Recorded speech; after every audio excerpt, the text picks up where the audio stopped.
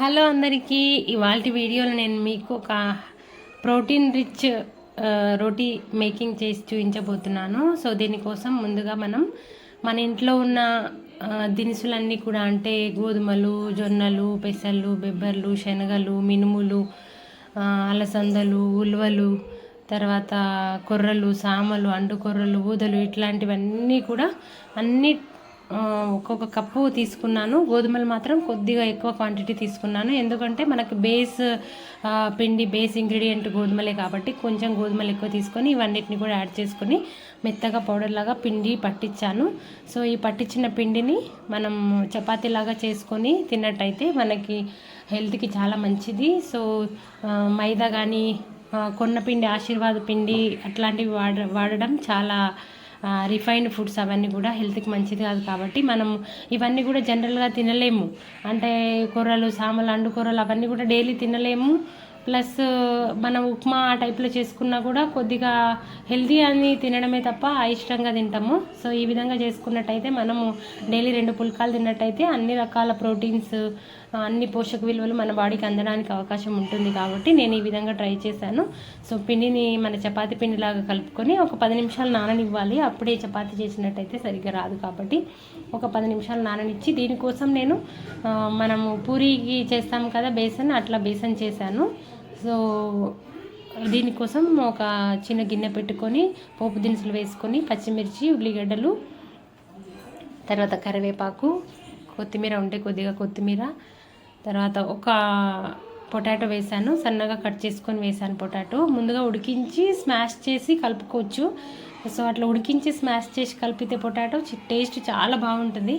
So నేను ఉడికించలేదు, డైరెక్ట్గా potatoes అన్నీ కూడా చిన్న చిన్న ముక్కలుగా కట్ చేసుకొని దీనిలో వేసుకున్నాను. ఫ్రెష్గా నూరి పెట్టుకున్నటువంటి అల్లం వెల్లిగడ్డ పేస్ట్ వేసుకొని వీటిని బాగా సన్నని ఫ్లేమ్ మీద ఉడకనివ్వాలి. కొద్దిగా ఆయిల్ తక్కువ వేసినా కాబట్టి ఉడకాలంటే టైం ఎక్కువ పడుతుంది. ఆయిల్ తక్కువ వేసి మనం ఫ్లేమ్ పెద్దగా పెట్టినట్టయితే మాడిపోతుంది. కాబట్టి కొద్దిగా లో ఫ్లేమ్లో పసుపు యాడ్ చేసుకొని లో ఫ్లేమ్లో బాగా ఉడికించుకున్నాను కూరగాయలన్నిటిని కూడా. ఉడికిన తర్వాత మనం శనగపిండి వాటర్లో కలిపి దీనిలో పోసుకొని ఉడికించుకోవడమే. సో అదొకటి ప్రాసెస్ మిగిలి ఉంటుంది. ఇది ఉడికే లోపల మనం రోటీస్ అన్నీ కూడా రెడీ చేసుకున్నట్టయితే మనము టైం వేస్ట్ కాకుండా ఈజీగా ఫాస్ట్గా వంట చేసేసుకోవచ్చు. సో దీనిలోకి ఏవైనా వెజిటేబుల్స్ ఫ్రై చేసుకున్న కర్రీస్ కానీ, సూప్ కర్రీస్ కానీ ఏవైనా కూడా బాగుంటాయి.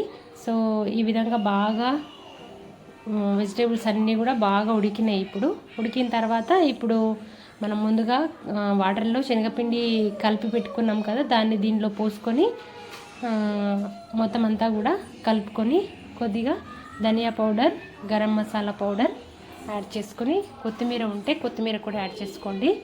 యాడ్ చేసుకొని కొద్దిగా నేనైతే ఆయిల్ తక్కువ వాడాలని చెప్పి తక్కువ ఆయిల్ వేసాను. సో దీనికోసం లో ఫ్లేమ్లో బాగా ఉడికించుకోవాలి. సో మూత పెట్టుకొని ఈ పిండి బాగా ఇట్లా వాటర్ లేకుండా పిండి కర్రీ ఉంటుంది కదా, అట్లా ఆ విధంగా దగ్గరకు వచ్చే వరకు ఉడికించుకోవాలి. కొద్దిగా వాటర్ ఎక్కువనే పడతాయి, ఎందుకంటే శనగపిండి ఉడికి ఉబ్బుతుంది కాబట్టి కొద్దిగా వాటర్ ఎక్కువ యాడ్ చేసుకొని మూత పెట్టి ఉంచుకోవాలి. సో ఇప్పుడు కర్రీ అనేది రెడీ అయిపోతుంది. సో ఇప్పుడు మనం చపాతీ రెడీ చేసుకుందాము. చపాతీ పుల్కా రెడీ చేసుకుందాం, మల్టీగ్రెయిన్ చపాతీ. సో మనకు మార్కెట్లో మల్టీగ్రెయిన్ పిండి అని అమ్ముతారు, కానీ అంతా మైదానే మిక్సింగ్ ఉంటుంది. సో ఈ విధంగా అయితే మనకు కాస్ట్ తక్కువ పడుతుంది, హెల్త్కి అయితే అమేజింగ్ రిజల్ట్స్, చాలా మంచిది. సో మరీ చపాతీ అంత పెద్దగా చేసుకోలేం, కానీ మీడియం సైజులో చేసుకోవచ్చు అన్నమాట. సో ఈ విధంగా పిండిని అంతా కూడా ఉండలుగా చేసుకొని మనము ఏమంటారు, చపాతీ అయితే కొద్దిగా ఒక్కొక్కసారి ఆయిల్తో కూడా చేస్తాము. దీన్ని ఆయిల్తో చేసినా వస్తుంది, పిండి అదే మల్టీగ్రెయిన్ పిండితో చేసినా వస్తుంది. సో ఆయిల్ కంటే కూడా పిండి వాడితే మనకు పుల్కాల మాదిరిగా ఉంటాయి కాబట్టి సో నేను ఇక్కడ పిండియే వాడుతున్నాను. సో పిండి తీసుకొని చపాతీలాగా వత్తుకోవాలి. కొద్దిగా పిండి ఎక్కువగా వేయాల్సి వస్తుంది, ఎందుకంటే ఇది అంటుకుంటుంది కాబట్టి.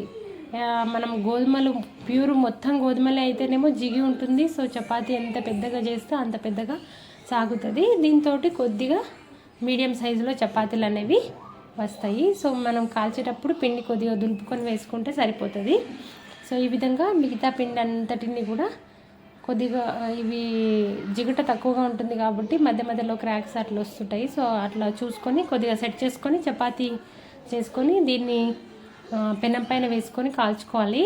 సో మరీ ఆయిల్ లేకుండా కాల్చినట్టయితే కొద్దిగా తినడానికి కూడా కొంచెం ఇబ్బంది అన్నమాట. సో దానికోసం కొద్దిగా లైట్గా ఆయిల్ వేసుకొని చపాతీలాగా కాల్చుకొని మనం ఇందాక చేసిన కర్రీ ఉంది కదా, అది పెట్టుకొని తిన్నట్టయితే టేస్ట్ చాలా బాగుంటుంది. ఇంకొక విషయం, ఇవి చాలా వేడిగా ఉన్నప్పుడే తినేసేయాలి, చల్లగా అయితే అస్సలు నోట్లో పెట్టుకోలేము. సో హెల్త్కి మంచిది కాబట్టి తప్పకుండా ట్రై చేస్తారని నేను అనుకుంటున్నాను. సో టేస్ట్ అమేజింగ్ టేస్ట్ ఉండదు, కానీ హెల్దీ కాబట్టి ట్రై చేయండి. మన ఛానల్లో సబ్స్క్రైబ్ చేసుకోండి. మరిన్ని వీడియోస్ కోసం రెగ్యులర్గా ఫాలో అవ్వడానికి ట్రై చేయండి. మీకు ఎలాంటి రెసిపీస్ కావాలనేది మీరు కామెంట్ బాక్స్లో కామెంట్ చేయండి. సో నేనైతే ఈ విధంగా చపాతీ ప్రిపేర్ చేశాను, మొహరం స్పెషల్. సో మీరు కూడా తప్పకుండా ట్రై చేయండి. నేను ఈ విధమైన మల్టీగ్రెయిన్ పిండితో మా పాపకి చిన్నప్పుడు ఉగ్గు చేసి తినిపించాను. సో సేమ్ ఇవే, కాకపోతే వీటన్నిటిని కూడా ఒక హాఫ్ డే వరకు నీళ్ళలో నానబెట్టి నీళ్ళలో ఆరబెట్టిన తర్వాత లైట్గా ఫ్రై చేసి పిండి పట్టించి మిక్సీకి వేసిన పిండి పట్టించి సో దాన్ని ఉగ్గులాగా చేసి పాపకు తినిపించేదాన్ని. సో చిన్నప్పుడైతే చాలా బాగా తిన్నది న్యాచురల్ ఫుడ్. ఇప్పుడు మాత్రం న్యాచురల్ ఫుడ్ పక్కన పెట్టి మిగతా ఫుడ్ తింటా అన్నట్టుగా తయారయ్యింది. సో అప్పుడు తిన్న న్యాచురల్ ఫుడ్ చాలా మంచి బూస్టప్ ఇచ్చింది పాపకని నేను అనుకుంటున్నాను.